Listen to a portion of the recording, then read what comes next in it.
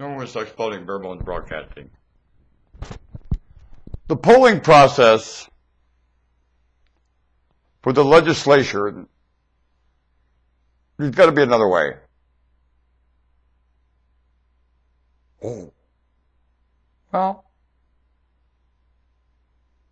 not appointment either. I'm not saying appointment is better, and I didn't say that. Or battle. I didn't say battle either. Let it limit it to that. Well, I don't know yet. There's got to be another way, and I'll tell you why.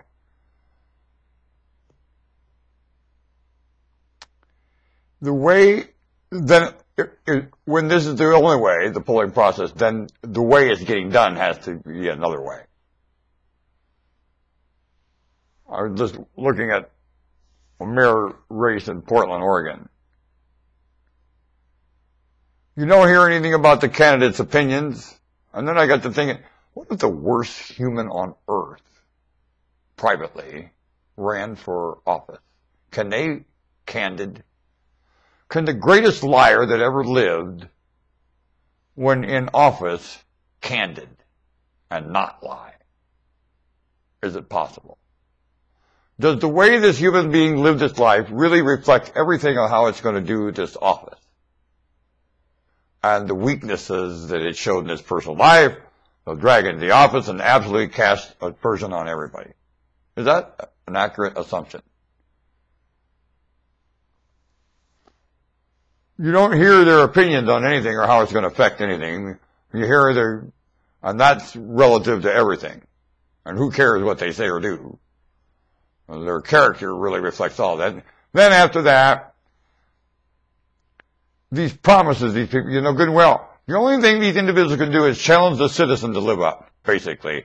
To say they're going to change the systems officially, and that's going to make the difference, is asinine when that has nothing to do with the problems of living right now.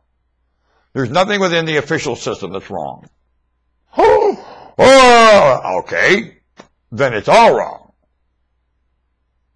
Well, this much I know. Fooling with the official system is not going to make this place a better place to live. A nicer place, more convenient, none of it. Humans do that. Doing favors for each other, softening their heart, opening their homes, feeding each other, clothing each other, doing everything Christ said to each other. In the name of doing it to Him. And He didn't talk about changing the official system one bit. Did He? Dumb to go to sit on the right hand of the Father, ain't it? Really dumb. And you don't have the message down yet. Too early to leave, Jesus. Get your ass back here and preach till your tongue falls off. And they still aren't listening. In that day to the day.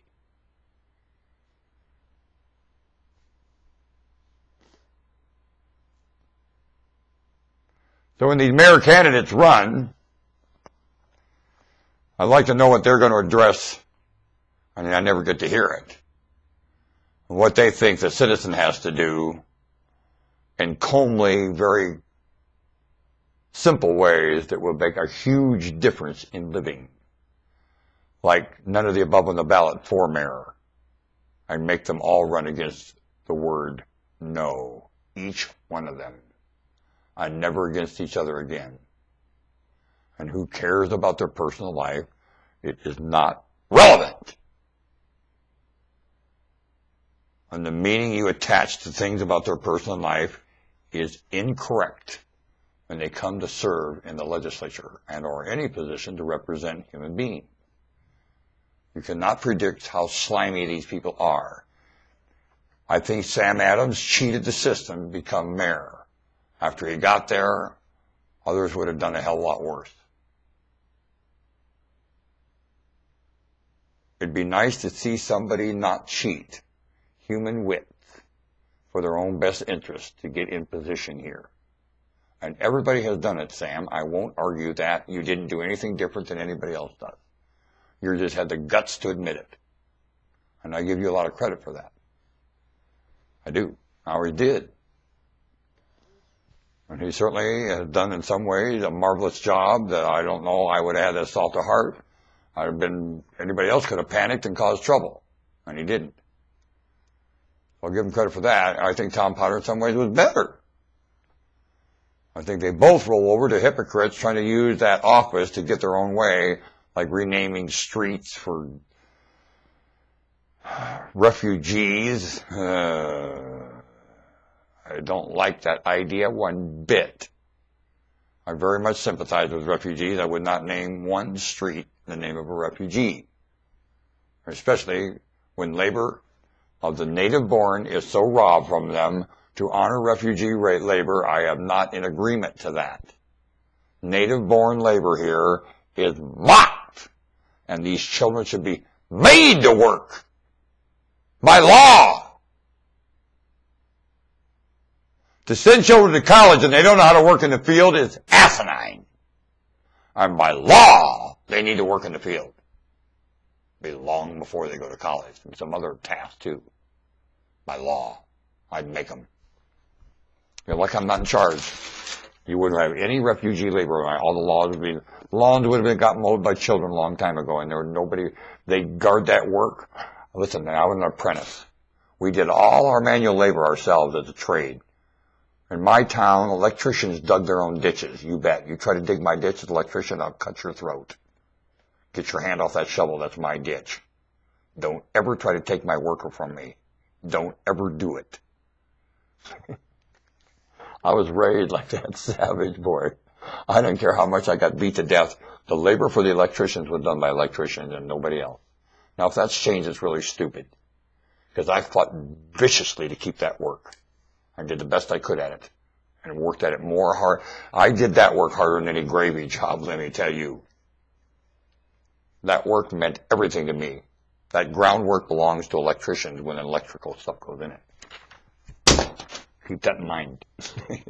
That's the same way with the labor in this nation. Those lawns get mowed by American kids, by United States children.